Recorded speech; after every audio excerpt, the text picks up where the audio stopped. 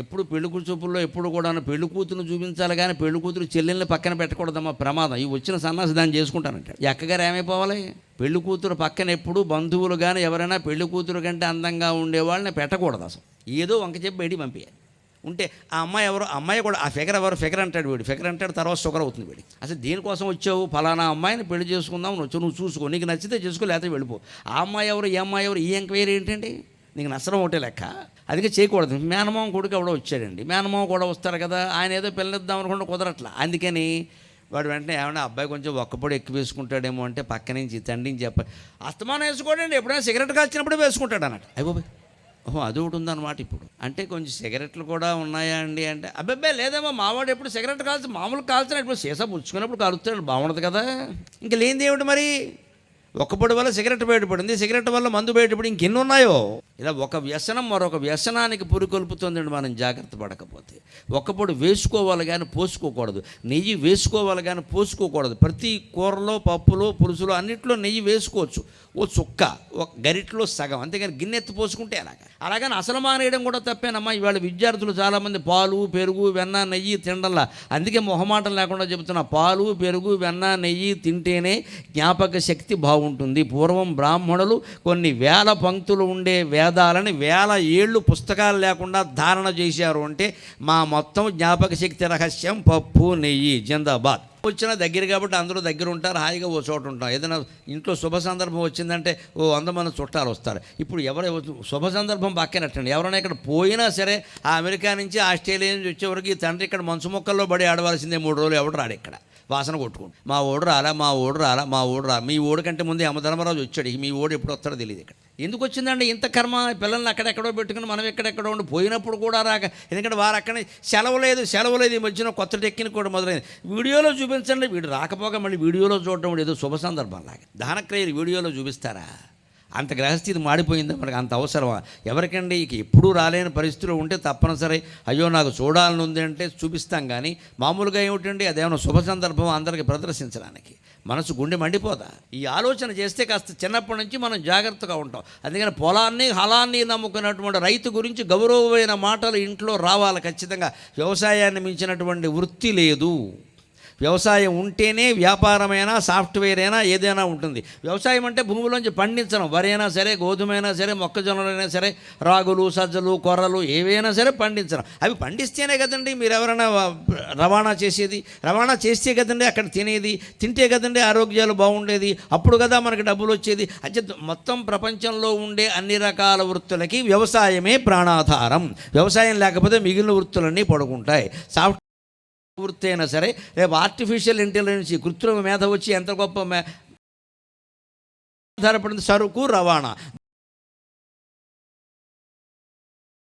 జరుగుతుంది. ఎక్కడ ఏముంది చెప్పడానికే కదా నీకు సాఫ్ట్వేర్. అసలు వస్తువుల ఉత్పత్తి లేకపోతే సాఫ్ట్వేర్ ఏం చేస్తుందండి? పని లేక.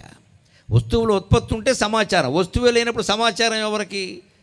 ఫలానా కార్యక్రమం పెట్టాం, ఏదో ఫలానా నాయకుడు గారు వస్తున్నారు అంటే సమాచారం. ఆయన వస్తే, ఆయన రాకపోతే సభ ఏముంది? చేసేందుకే ఉంది. ఇక్కడ అసలు పంటే పండనప్పుడు నువ్వు ఏ ఉద్యోగం చేసినా ఒకటే. అన్నిటికీ మూలమైనటువంటి వ్యవసాయాన్ని మనం కాపాడుకునేటువంటి ప్రయత్నం చేద్దాం ఖచ్చితంగా. ఇంకొక మాట, నాయకులకు కూడా నా విజ్ఞప్తి, నాకు ఎప్పుడూ మొహమాటం లేకుండా మాట్లాడడమే అలవాటు. కాబట్టి మనం జరుగుతున్న భాగవతాన్ని గమనించండి. జాతికి మూల వృత్తి వ్యవసాయము, దానిని లక్ష్యపెట్టరు. జాతికి మూల వృత్తి వ్యవసాయము, దానిని లక్ష్యపెట్టరు. ఆ రైతునే బాధ పెట్టెదరు, ఆ రైతునే బాధ పెట్టెదరు. రాయితులిత్తురు రంగుబూయగా చూతురు గాని, రాయితులిత్తురు రంగుబూయగా చూతురు గాని, జీవితపు జ్యోతిని చక్కగా వెల్గనీయరు. రాయితులిత్తురు రంగుబూయగా చూతురు గాని, జీవితపు జ్యోతిని చక్కగా వెల్గనీయరు. ఆ సేతు హిమాచలము వరిచేను, ఆ సేతు హిమాచలము వరిచేను, అయినన్ కడుపెండిపోవుటే. ఎంత దౌర్భాగ్యం దాపురించిందో చూడండి. రైతుకి ఈ దేశంలో ఎవరైనా సరే వారు నిర్మాణం చేసిన వస్తువు నిర్ణయం వారు చేసుకోవచ్చండి. వారి వృత్తి ధర వారు నిర్ణయించుకోవచ్చండి. నేను ఈ రకంగా సత్కరిస్తేనే నేను ప్రవచనం చెబుతానని అనొచ్చమ్మా, నాకు అవకాశం ఉంది కదా, లేకుండా నాకు ఉంటుంది కదా. ఒక వస్తువు తయారు చేసిన వాడు ఎవడన్నా ఇది నేను ఎంతకు అమ్ముతా అనొచ్చు. కానీ దేశంలో దౌర్భాగ్యం ఏంటంటే రైతుకి నాకు బస్తా రేటు ఇది అని ఆయన నిర్ణయించడానికి వీలేదండి. 3 దేవతలు నిర్ణయిస్తారండి ఆ ధరని. రైతుకి గిట్టుబాటు ధర కల్పించినంత వరకు ఆయన ధాన్యాన్ని ఆయనకి అవసరమైన ధరకు ఆయన అమ్ముకునే హక్కు రైతుకు కలగనంత వరకు ఎన్ని రకాల రాయితీలు ఇచ్చినా ఒకటే, ఏ పథకాలు పెట్టినా ఒకటే, అన్నీ నిర్వీర్యం అయిపోతాయి, అనుమానం లేదు. అందుకే రాయితీలు ఇస్తారు, రంగుబూయిగా చూస్తారు, కానీ జీవితాన్ని చక్కగా వెలగనివ్వట్ల. ఇవాళ అనేక రకాల సంక్షేమ పథకాల పట్ల కూడా అనంతకోటి ప్రజా సముదాయం ఉంది. కాబట్టి నేను మొహమాట పడకుండా చెబుతున్నా, ఉచిత పథకాలకి స్వస్తి చెప్పినప్పుడే మన జీవితాలు బాగుంటాయి, మన జీవితాలు బాగుంటాయి. చాలా సంతోషం, చాలా సంతోషం. నా మాటకి ప్రజామోదం లభించింది. జనతామోదం అంటే జనార్దనుడు ఆమోదించినట్టే. మీకు అందరికీ నమస్కారం, మీకు అందరికీ నమస్కారం. ఎవరైనా మన ఓట్లు అడిగి నీకు ఉచిత పథకం అంటే, నీ ఉచితం నాకు అక్కర్లేదు, నువ్వు అవినీతి లేకుండా బతకమని చెప్పండి. ఆ వచ్చిన వాడిని చాలు, నీ ఉచితం నాకు అక్కర్ల, నువ్వు నీతిగా బతుకు, అసలు నువ్వు రాజకీయాల్లోకి ఎందుకు వచ్చావు చెప్పు, సంపాదించుకుంటూ పో, వెనక్కి పో అని చెప్పండి. సేవ చేయడానికి వచ్చానంటే ఇదివరకు ఏం చేసామని అడగండి. ఒకళ్ళే సేవ చేస్తారు, అది కూడా ప్రతి నియోజకవర్గంలో ఒక్కరే సేవ చేస్తారు, ఇంకెవరిని చేయనివ్వరండి. వారి తర్వాత వారి అబ్బాయి చేస్తారు, వారి అబ్బాయి తర్వాత వారి మనవడు చేస్తారు. మనం ఇక్కడ బానిసల్లా పట్టు ఉండాలి. ఇక్కడ మొత్తం వారసత్వం 2 రాష్ట్రాల్లో వ్యాపించేసింది మొత్తం. పైగా అందులో కూడా పక్షపాతం అండి. కొడుకు లేకపోతేనే కూతురండి, లేకపోతే ఆడాన్ని కూడా పైకి రానివ్వరండి. కొడుకు లేకపోతేనే కూతురు.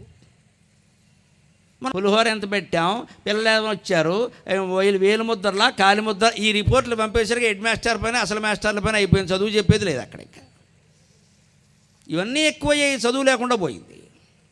అంచేది బాబు ఇవేమీ వద్దు, చదువు చెప్పండి చాలు, అప్పుడు శుభ్రంగా నడుస్తుంది వ్యవస్థ. అప్పుడు మన కుటుంబాలతోనే మనం హాయిగా ఉంటాం. అలా ఉండాలి అంటే పిల్లలకి చిన్నప్పటి నుంచి చదువు సంస్కారం ముఖ్యం.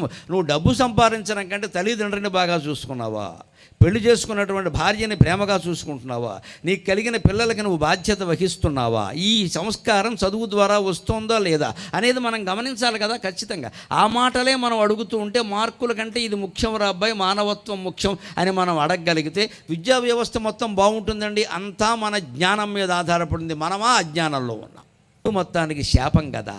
నేను కవిని కాబట్టి పద్యం వెళ్ళగలిగానమ్మా, అంతకంటే నేనేం చేయను. కానీ నాకు భగవంతుడిచ్చిన మరో ఆయుధం, నా కావ్యాల్లో సాగర ఘోష ఎంత ప్రసిద్ధమైందో, నా అవధానాల్లో సహస్రావధానం ఎంత ప్రసిద్ధమైందో, నా ప్రవచనాల్లో సామాజిక వ్యాఖ్య అంత ప్రసిద్ధమైంది.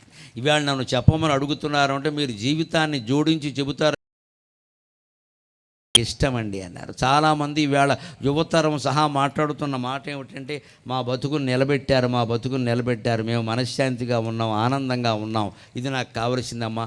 మొన్న గన్నవరం విమానాశ్రయంలో కాసేపు అక్కడ కూర్చుంటే యువ దంపతులు వచ్చారండి. నాకు కళ్ళనీళ్ళు వచ్చాయి నిజంగా. వాళ్ళు అన్నారు, మాకు పెళ్ళి 3 ఏళ్ళు అయిందండి, కానీ ఏడాదికే విడిపోయామండి, ఏవో అహంకారాలు వచ్చాయండి. ఈ ఏడాదిలో 6 నెలలు ఇంటి దగ్గర ఉన్నప్పుడు మీ ప్రవచనాలు విన్నామండి, మళ్ళీ కలిసి ఆనందంగా ఉన్నామండి అన్నారు.